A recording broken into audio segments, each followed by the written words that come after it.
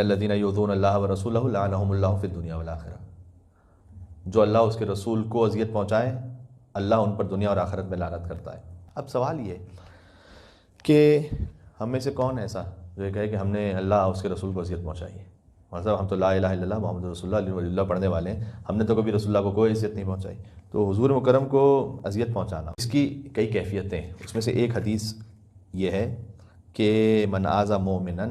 حضور نے کہا کہ جو کسی مومن کو عمدن تکلیف دے، کوئی ایسا کام کرے، کوئی ایسا سینیریو ڈیولپ کر دے کہ وہ ایک کرائسس میں، مشکل میں پڑ جائے، فقط آذانی، اس نے مجھے اذیت پہنچائی، مجھے تکلیف دی۔ ومن آذانی فقط آذى اللہ، جس نے مجھے تکلیف دی اس نے اللہ سبحانہ وتعالیٰ کو اذیت دی۔ ومن آذى اللہ، اور جو اللہ سبحانہ وتعالیٰ کو اذیت دے، فهو ملعون فی التوراۃ والانجیل والزبور والفرقان، اللہ نے اس پر لعنت کی ہوئی ہے تورات، انجیل، زبور اور قرآن میں۔ فعلیہ لعنت اللہ والملائکۃ والناس اجمعین، تو اس پر اللہ، ملائکہ اور تمام انسانوں کی لعنت ہو۔ میں اس حدیث کو جب پڑھ رہا تھا تو میں سوچ رہا تھا کچھ لوگوں کے لیے حدیث میں آتا ہے کہ ان پر اللہ کی لعنت ہے، کئی بار حدیث میں آتا ہے کہ ان پر ملائکہ لعنت کرتے ہیں، لیکن ایک مومن کے لیے کسی نے مومن کو تکلیف دی، اس نے مجھے تکلیف دی، جس نے مجھے تکلیف دی اس نے اللہ سبحانہ وتعالیٰ کو اذیت دی، جس نے اللہ سبحانہ وتعالیٰ کو اذیت دی وہ تورات، انجیل، زبور اور قرآن میں ملعون ہے۔ میں سوچ رہا تھا کہ یہ تو کوئی بہت ہی وی آئی پی قسم کا ایسا لعنتی ہے کہ جس کے لیے چاروں آسمانی کتابوں میں لعنت ہے، ٹھیک ہے نا، چاروں آسمانی کتابوں میں لعنت۔ پھر رسول اللہ نے کہا کہ اللہ بھی ان پہ لعنت اور ملائکہ اور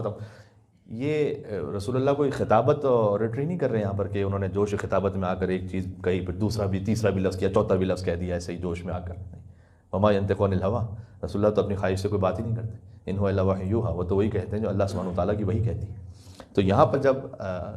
اللہ سبحانہ وتعالیٰ کے رسول نے یہ بات کہی ہے، اس کا مطلب ہے کہ اس میں سمجھنے کے لیے بات ہے۔ تو کوشش کریں کہ زندگی میں ہم کبھی کسی کے لیے کوئی ایسا مرحلہ نہ لے کر آ جائیں کہ اس کی زندگی تکلیف میں آ جائے۔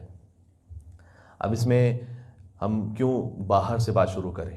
گھر کے اندر سے بات شروع کرنی چاہیے، شوہر، زوجہ، اولاد کا فریضہ والدین کی نسبت، کہ ایسے معاملات اتنے اس طرح سے آگے نہ بڑھا دیں کہ